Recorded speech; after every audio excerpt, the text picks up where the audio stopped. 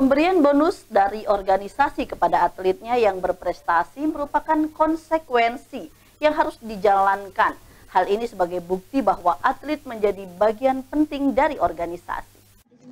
Dalam menghargai atlet Ikatan Pencaksilat Indonesia IPSI Provinsi Lampung patut dicontoh.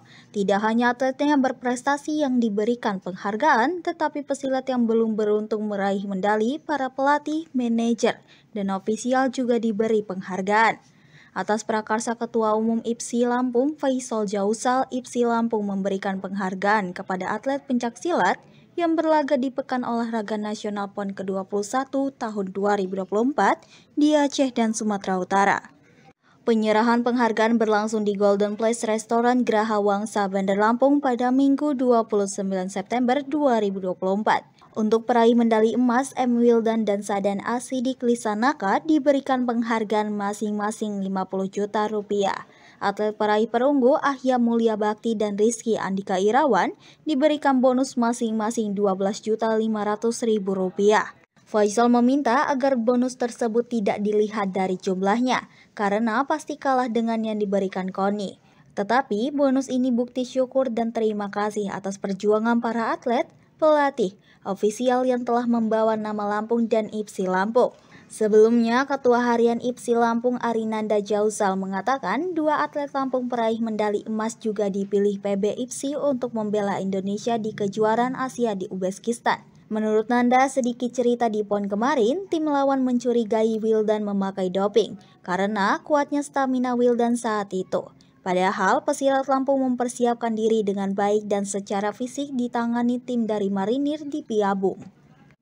Arinanda berharap KONI dan Dispora Lampung memberikan dukungan dan pembinaan maksimal dalam menghadapi PON yang akan datang di NTB dan di NTT 2028. Sementara itu, Ketua Harian KONI Lampung Amal Syah Tarmizi menyatakan sebuah prestasi diraih berawal dari organisasi olahraga yang berjalan baik dan benar. Waktu 4 tahun kelihatannya panjang.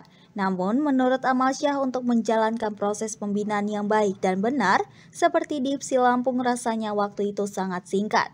Karena itu, semua segera kembali melakukan persiapan untuk PON berikutnya. Keempat atlet yang meraih medali emas di PON 21 yakni Muhammad Wildan pada nomor laga kelas E di atas 65-70 kg dan Sadan Asidik Lisanaka di nomor laga kelas H di atas 80-85 kg.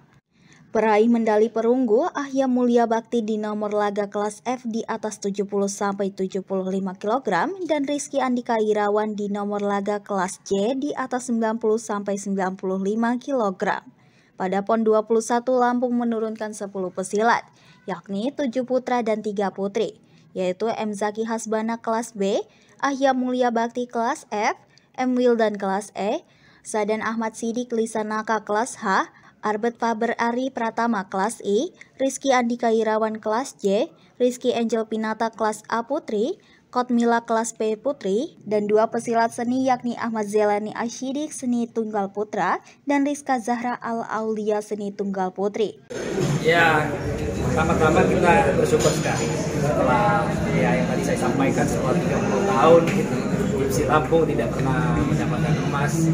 Akhirnya di PON Sumatera Utara kemarin kita berhasil memecahkan rekor, bahkan mendapatkan 2 emas dan 2 bergu. Tentu kita tidak cukup sampai di sini ya saja. Kemarin pun persiapan kita tidak sampai 2 tahun untuk mempersiapkan PON Sumut ini. Untuk di PON NTB NTT nanti tentu target kita lebih besar lagi. Kita akan targetkan juara umum memperoleh medali emas terbanyak. Langkah awal untuk menuju itu sendiri seperti apa, Pak? Tentunya kegiatannya akan kita tambah padatkan lagi, mulai dari sirkuit, kejuaraan, lalu latihan di puslapor dan sebagainya. Ya. Harapan kita kepada pelatih-pelatih maupun di kepengurusan kabupaten kota lain seperti apa ini? Ya, harapan kita agar tentunya bisa bersinergi dengan kita dalam membina atlet-atlet yang ada di kabupaten, dalam mempersiapkan, dalam mencari bibit-bibit terbaik di kabupaten, mulai dari tingkat kecamatan sampai tingkat desa. Kita pasti banyak. Kita tentunya Lampung dengan penduduk 9.200.000 yang mungkin anak muda usia 18 sampai 21 itu mungkin ada lebih hampir dari 1 juta. Masa nggak punya bibit-bibit yang berbakat? Tinggal ketika kita bisa mencari bibit-bibit yang terbaik itu, bagaimana kita bisa membinanya hingga berprestasi di tingkat nasional bahkan internasional. Bagaimana saya pun pernah bilang Pak, adanya ini ketua, kita ada pembinaan hingga kita melakukan usul hingga ke pelosok desa ini seperti apa, masih berjalan? Oh iya, itu berjalan dari 2 tahun yang lalu dan akan kita jalankan lagi sirkuit itu namanya, sirkuit pencaksilat.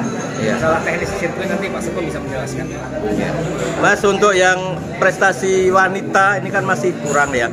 Bagaimana memajukan untuk yang sektor wanita ya? Putri ya? Ya, gimana Pak Sepo bisa jawab. Ya, kita berupaya untuk menjaring lagi sampai ke daerah-daerah ya. Kita memang baik dari fisik, postur tubuh dan sebagainya. Mudah-mudahan yang akan datang ini kita bisa mendapatkan itu. Atlet yang potensial atau yang ideal di kelas putri. Karena ini kan dari ini sendiri sambutannya atletnya sudah luar biasa ya. Kita untuk melakukan seleksi, mereka mempersiapkan atlet terbaik di daerahnya masing-masing. Setelah mereka siap, baru kita adakan penjaringan yang namanya sirkuit. Kita ulang seperti tahun yang lalu. Jadi Lampung ini kita bagi 3 zona dan di masing-masing zona itu terdiri dari 5 kabupaten. Satu zona itu mereka bertanding kurang lebih 12 kali. Nanti pemenang 1 dan 2-nya kita adu lagi, seleksi lagi sehingga terdapat juara dari 2 ya 6 juara di situ. Itu dari penjaringan tahap pertama. Itu satu. Yang kedua kita mendapatkan nanti dari pintu kontrol. Kita ada juara baru. Yang ketiga dari pintu pantau. Yang mungkin tidak direkrut dari kontrol maupun sirkuit. Nah, itu nanti di penghujung menuju babak kualifikasi PON NTT itu kita seleksi lagi yang terbaik lah yang siap untuk kita berangkat ke NTT. Tim Liputan Mitra TV melaporkan.